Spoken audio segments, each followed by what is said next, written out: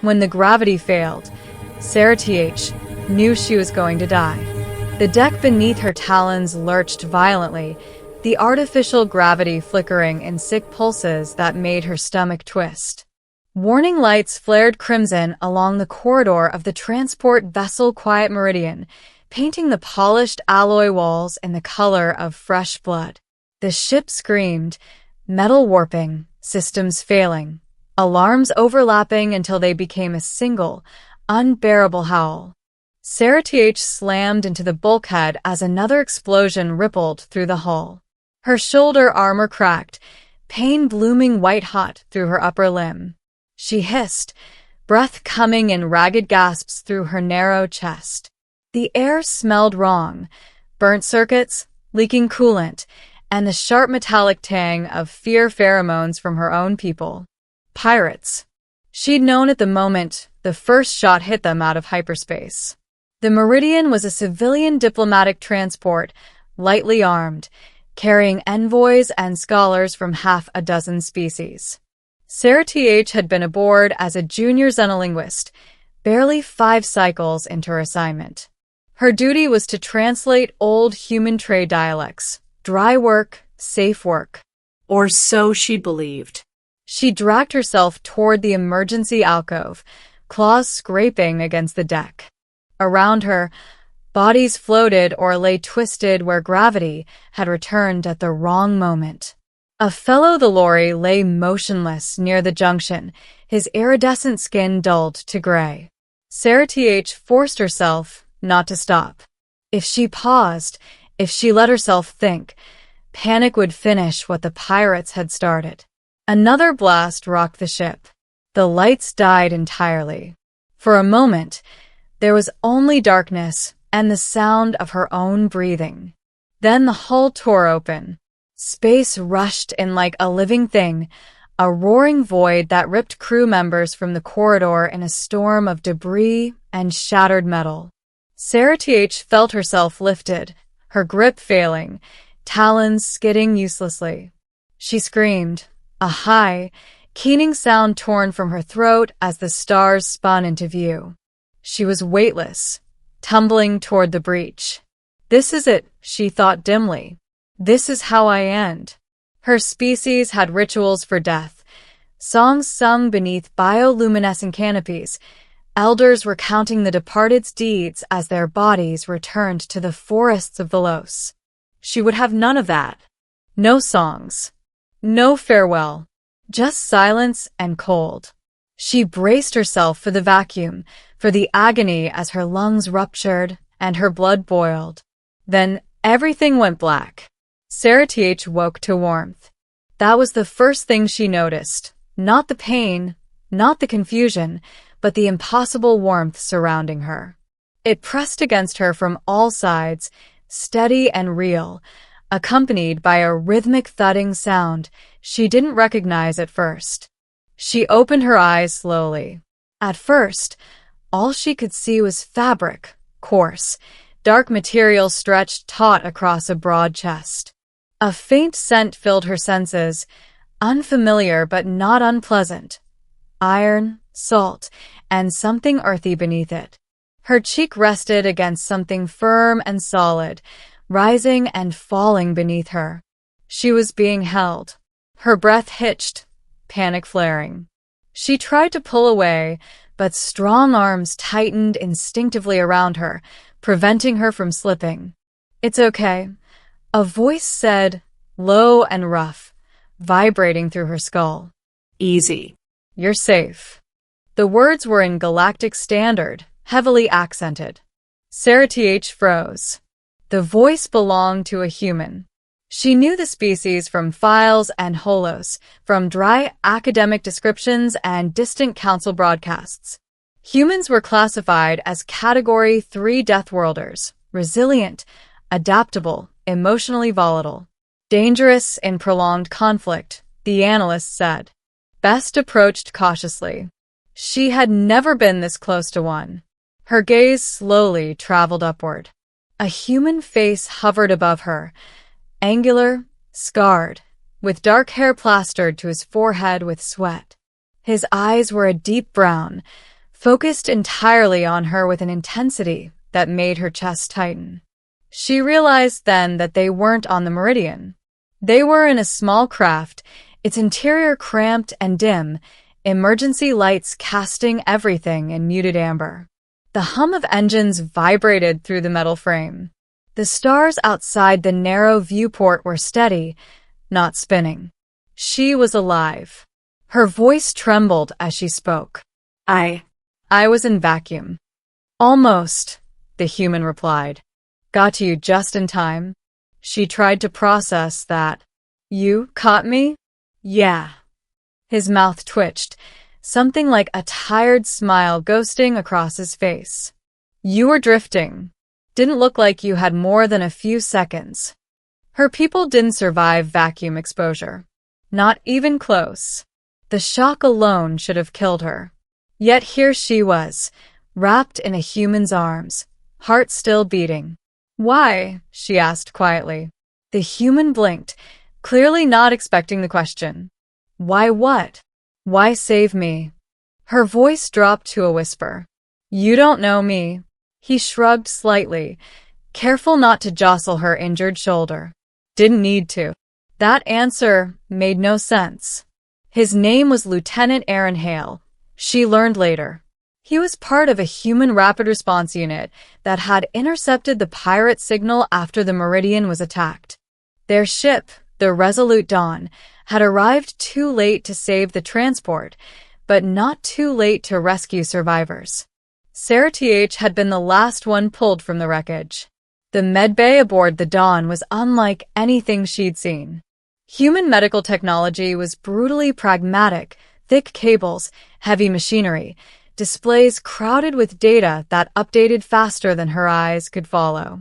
She lay on a padded table while human medics worked efficiently around her, sealing microfractures, stabilizing her oxygen sacs, administering compounds tailored on the fly to the lori biology. Aaron stayed nearby the entire time. He leaned against the bulkhead, arms crossed, eyes tracking every movement. When the medics tried to usher him out, he refused with a quiet stubbornness that brooked no argument.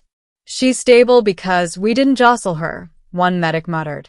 And she'll stay stable because I'm not moving, Aaron replied.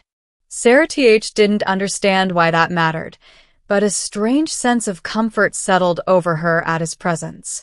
Whenever she woke from shallow, pain-filled sleep, he was there, sometimes dozing in a chair, sometimes watching the stars beyond the viewport, always close enough that she could see him if she opened her eyes.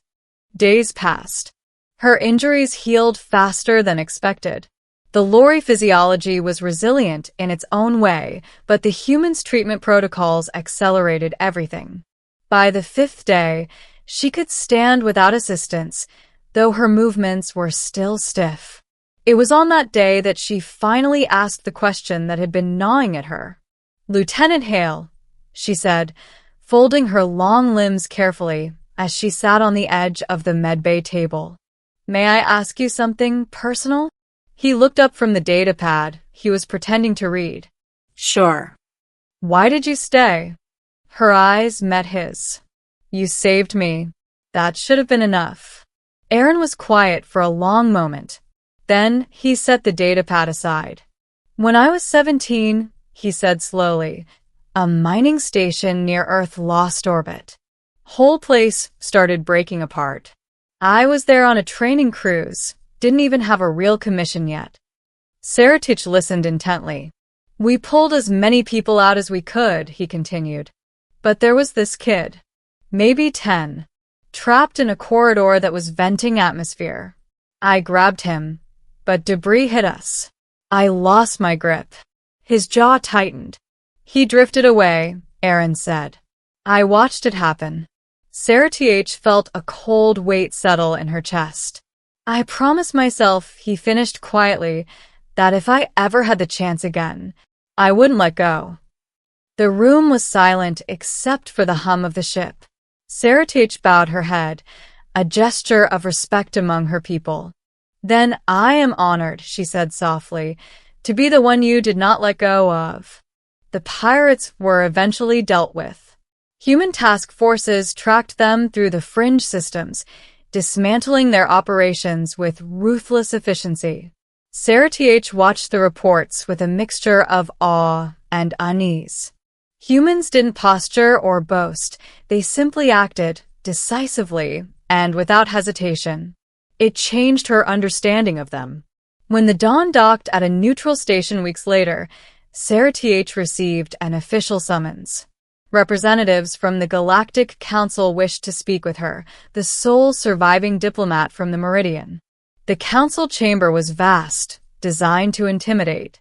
Sarah TH stood alone at its center, Aaron positioned discreetly behind her as part of the human escort. Questions rained down from every angle. What had happened? How had the pirates breached the Meridian's defenses? Why had only one survivor been recovered? And finally, the question she'd been dreading.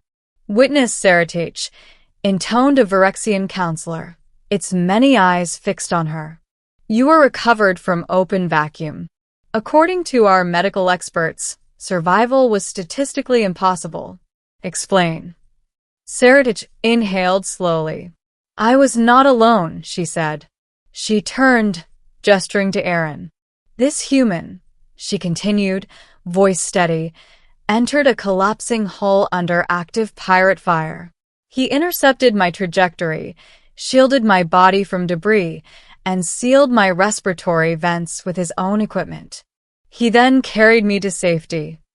A murmur rippled through the chamber. The Virexian's eyes narrowed. Why would he do this? Sarah TH didn't hesitate. Because humans do not abandon those they can still reach. Silence fell. After the session ended, as they walked back through the station's long corridors, Aaron exhaled heavily. You didn't have to make it sound so dramatic. She glanced at him, mandibles twitching in what passed for a smile among her kind. I merely spoke the truth. Their paths were supposed to diverge after that. Sarah TH was offered a position on the Council's Reconstruction Committee. Aaron was reassigned to the frontier, where human ships were always needed. They stood together at the docking bay, the space between them heavy with things unsaid. You'll be okay, Aaron said. You've got people looking out for you now. Sarah TH nodded, then surprised herself by stepping closer. Her hands, delicate compared to his, rested briefly against his chest. On the Los, she said, there is a phrase reserved for those who give life a second time. Oh, he asked. It translates poorly, she admitted. But the closest meaning is one who carries another back from the void. Aaron swallowed. That's a lot to live up to. You already have, she replied. When the human ship departed, Sarah TH watched until it vanished into the starfield. She did not feel alone, because now, across the vast distance of space, she knew there were arms strong enough to reach into the void, and hearts stubborn enough to refuse to let go. And that knowledge changed everything. Months later, Sarah TH stood beneath the living canopies of the Los, where bioluminescent leaves glowed softly in hues of blue and violet. The forests sang their endless songs, vibrations carried through bark and soil, through memory itself.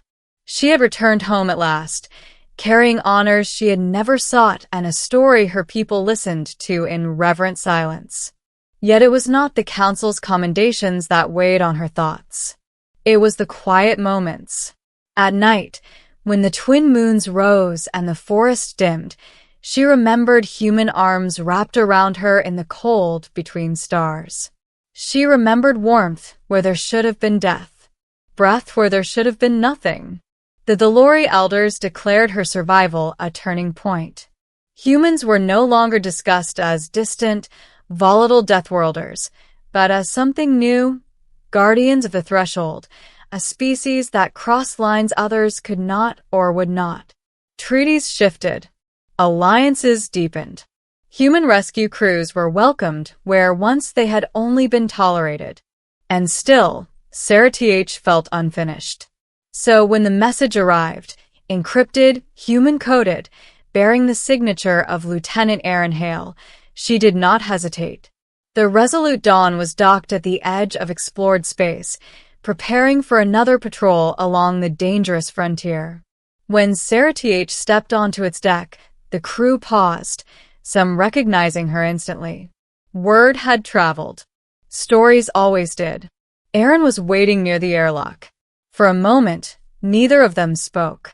"You came," he said finally, disbelief softening his voice. "Yes," she replied. "I realized something after I returned home." "What's that?" "That surviving is not the same as living," she said gently. "And my life changed the moment I woke in your arms." Aaron exhaled slowly, emotion flickering across his face. "Frontier duty isn't safe." "I know," she said. "That is why I am here." She had insisted, on being assigned as a permanent xenolinguistic liaison aboard the Dawn. Officially, it strengthened interspecies cooperation. Unofficially, it meant she would no longer watch the stars alone. As the ship pulled away from the station and the engines came alive beneath their feet, Sarah TH stood beside Aaron at the viewport. The void stretched endlessly before them. Vast, indifferent, beautiful. Once, it had almost claimed her. Now, it no longer frightened her. Because she knew the truth the universe itself had taught her that day. Even in the coldest darkness, even when death feels certain, there are beings who will reach out without hesitation, who will pull you back, hold you close, and remind you that you are not alone. And as the Resolute Dawn vanished into the stars, Sarah TH understood something else as well. Humanity's greatest strength was not its weapons, its ships, or its stubborn will to survive. It was this: when everything stops, when hope fails, and the void opens wide, humans still run forward. And sometimes, they carry the rest of the galaxy with them.